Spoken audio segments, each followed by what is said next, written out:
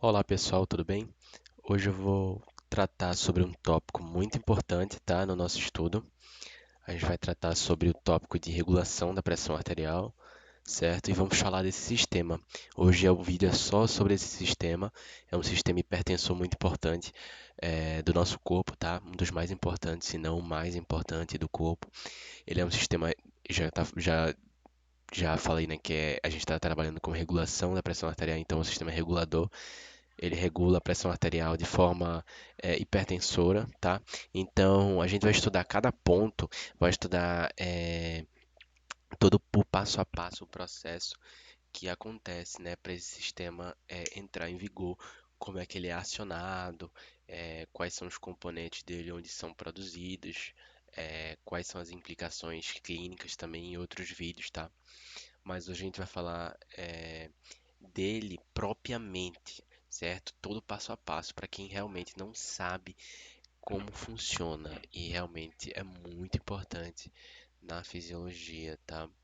Esse tópico de regulação da pressão arterial, que querendo ou não tá num eixo maior, né? Que é o sistema cardiovascular. Então a gente tem que entender bem como é que funciona. Então aqui eu já vou colocar a caneta e vou começar a trabalhar nessa imagem, tá? Essa imagem é bem didática, dá para entender cada parte com bastante clareza e vai ajudar vocês também a estudarem os assuntos desse vídeo, né? Os tópicos que a gente vai abordar aqui, seja de angiotensina, angiotensinogênio, seja propriamente da angiotensina 2, que a gente vai ver cada implicação, certo? Então vamos começar. Primeiramente, precisamos entender e precisamos colocar na nossa cabeça que o fígado, ele tem várias funções. Uma função do fígado é produzir uma substância constantemente, que já está ali em cima falando, e essa substância chama-se angiotensinogênio, certo? Então, o fígado, ele produz constantemente angiotensinogênio, certo? E esse angiotensinogênio vai estar no plasma, que eu já vou desenhar aqui, que aí vai ser importante para outros entendimentos dentro desse eixo aqui, tá? Então, entender o que o fígado produz o angiotensinogênio e ele vai estar armazenado no plasma, ele vai estar ali no plasma, não vai estar inativado, ou seja, mas ele não vai ter uma função específica enquanto angiotensinogênio. A gente vai ver como é que ele vai ser transformado em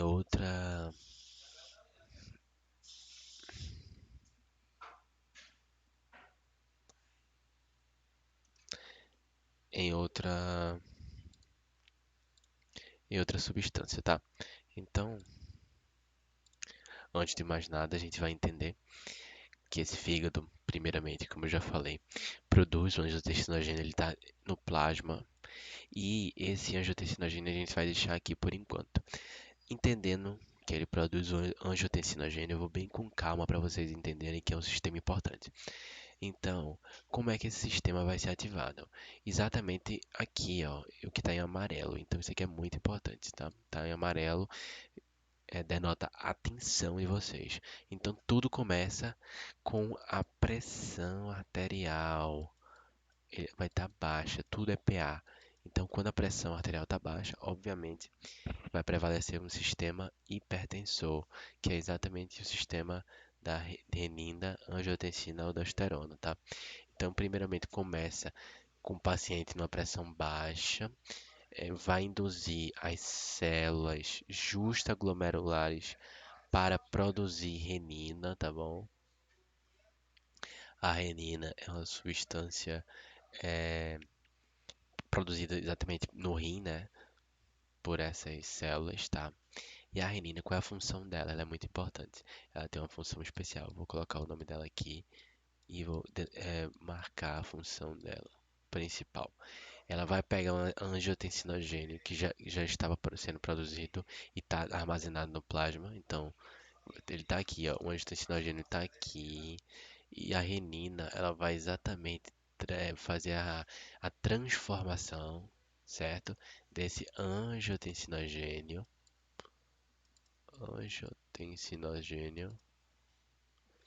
em angiotenina 1, tá? Ela tem a forma 1 e a forma 2. A renina vai transformar na forma 1, certo? Então, cuidado com isso aqui para não confundir com a forma 2. Essa angiotensina ainda no plasma, isso tudo acontece a nível do plasma, tá? Então, a angiotensina 1 vai se transformar na angiotensina 2, mas não de qualquer forma. Vai ter uma enzima muito importante que pode ser alvo de muitos fármacos, certo?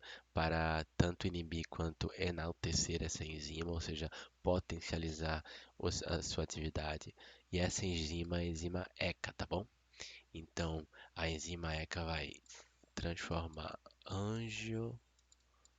Tudo estou escrevendo aqui para vocês anotarem. Angiotensina 1 em angiotensina 2.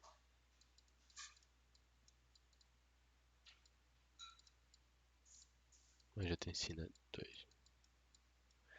Pronto, isso aqui, entendendo isso aqui, quem vai mediar isso aqui? Enzima ECA, tá bom? Muito importante, a gente vai estudar casos clínicos dessa enzima, certo?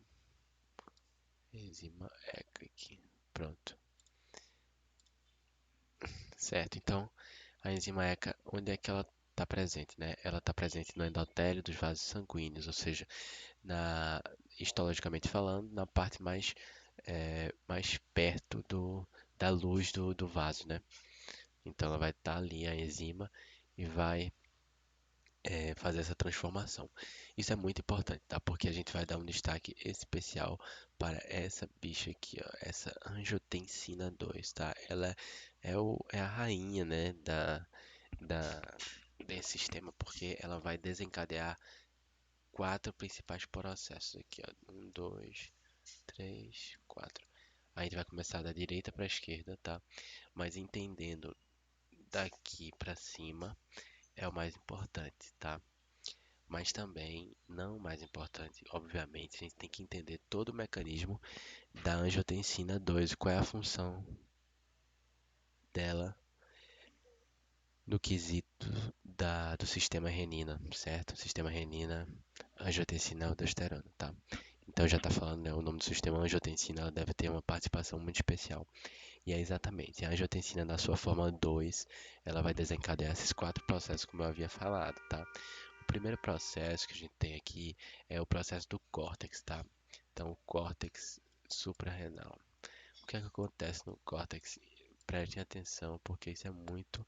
Tem que ter um raciocínio clínico bem apurado para entender como funciona. Primeiramente, vamos entender aqui. O córtex suprarrenal está falando aqui que aumenta a aldosterona, né? Então, vamos colocar aqui, aumenta a aldosterona. Vamos entender o que é a aldosterona, né?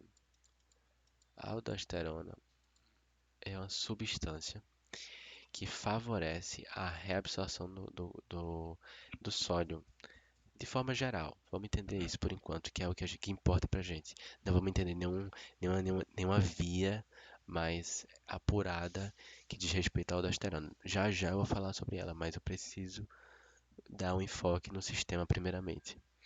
Então, a aldosterona vai aumentar, tá falando aqui, ó, aumentar, isso é muito importante, tá? Toda vez que falar aumentar a reabsorção, quer dizer que uma substância está a nível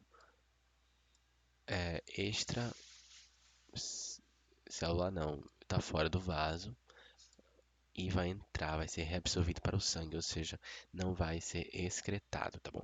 Então, qual é o oposto de reabsorvido? É excretado. No caso, excretado pela urina, tá? Por exemplo, excreção de potássio. Isso tudo é no quesito aí da urina. E reabsorção é você trazer uma substância de volta para o plasma. Isso é muito importante. Então, quando você reabsorve Na, ele vai estar mais presente. Então, lembrem, isso é muito importante. Eu vou deixar uma frase aqui. Veio Na, veio água. Toda vez que o sólido se se, se deslocar para um fluido, no caso, aqui é a parede dos vasos, né?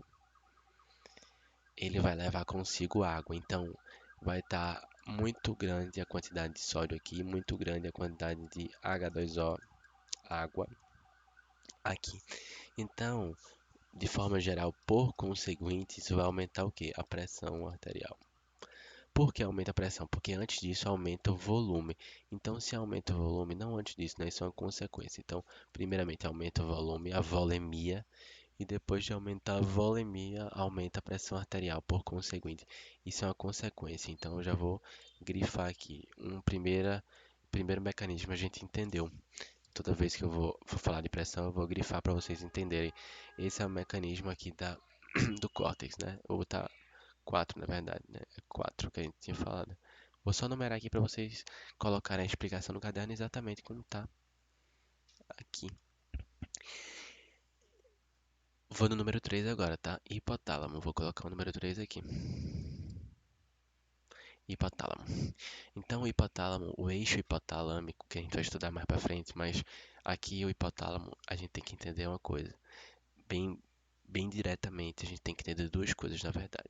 Primeiro, o hipotálamo, ele vai aumentar a via da sede, tá? Então, mais sede.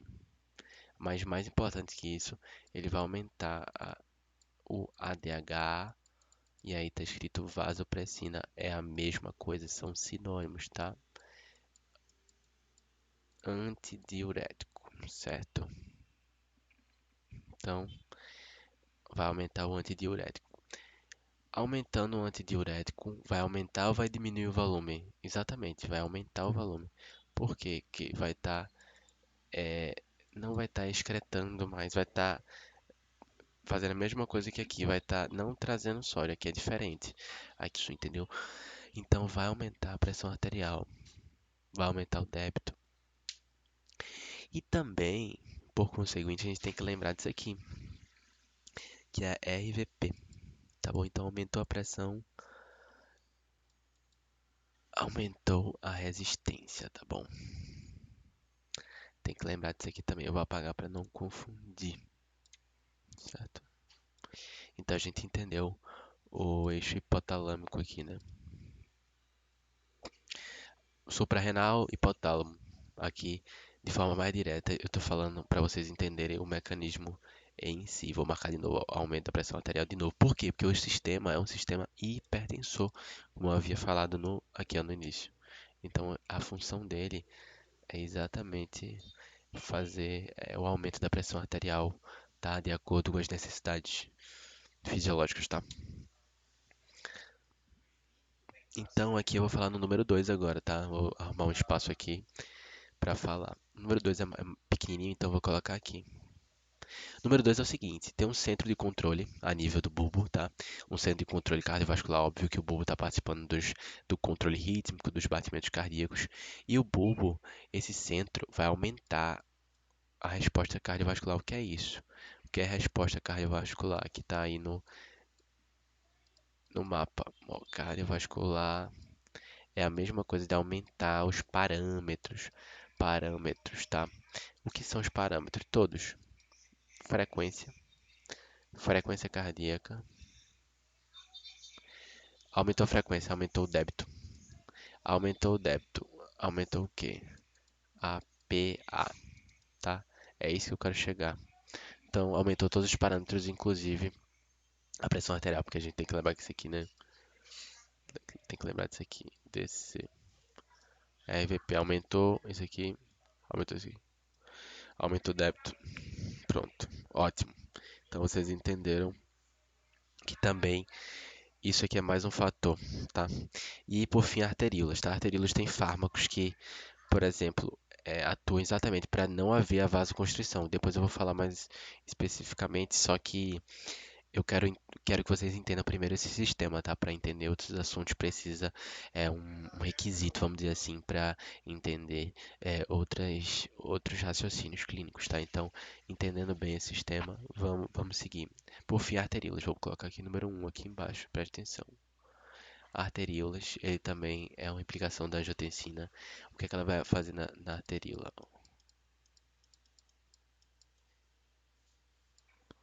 A arteríola vai vasoconstritar, porque a gente lembra que vasoconstrição aumenta a resistência, né? Quando o fluxo de sangue está passando por aqui, aqui, qual vai estar mais difícil? Aqui ou aqui? Claro que vai ser aqui, né? Então, quando o vaso sofre constrição, né? Ou seja, você aperta o vaso, aperta e a luz diminui, ou seja, o raio diminui também, vai estar passando bem, uma pressão bem maior, né? Então, vasoconstrição é igual a maior resistência vascular periférica, tá? A resistência do vaso está bem maior. Inclusive, a pressão arterial também vai estar maior, porque olha a fórmula aqui. Aumentou a resistência vascular periférica, aumentou a PA, tá? Deixa eu só ajeitar para vocês anotarem certinho. Pronto. É mais bonito colocar assim. E eu vou marcar também.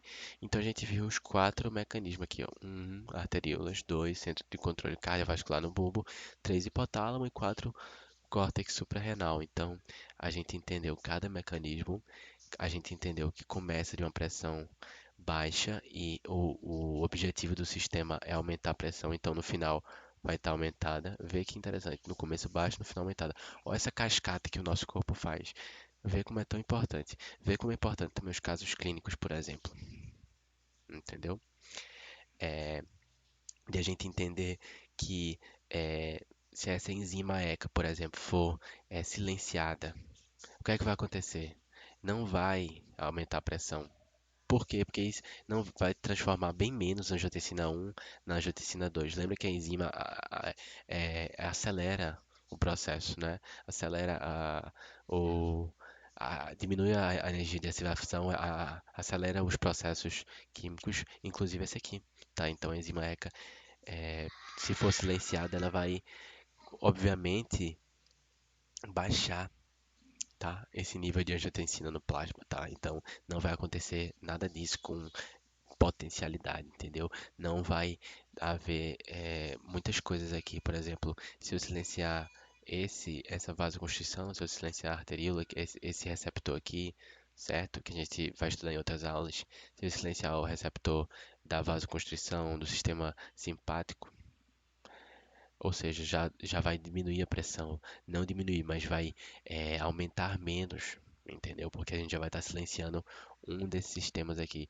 Mas o que é mais forte? Silenciar a ECA toda, porque para evitar essa cascata todinha aqui, ou vocês acham que silenciar as arteríolas é um caso mais forte? Não. Então depende do paciente. O paciente está com uma hipertensão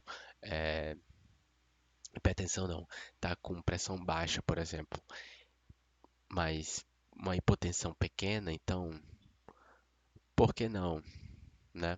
O paciente hipertensivo aqui não quer. Vê que interessante esse caso clínico para fechar. Paciente super hipertensivo, ou seja, ele não quer que essas cascatas aconteçam para aumentar mais ainda a pressão. Então, se eu silenciar essa enzima, vai ajudar o paciente, entendeu? É exatamente isso que eu quero chegar, esse caso clínico. Então, a enzima ECA tem função muito importante para aumentar, né, a pressão arterial. Então, é isso que eu queria falar, esse sistema aqui importantíssimo. É, vocês podem mandar as dúvidas em forma de comentário, certo? Eu vou estar atendendo as dúvidas aí. Muito obrigado por mais uma aula e é isso, minha gente.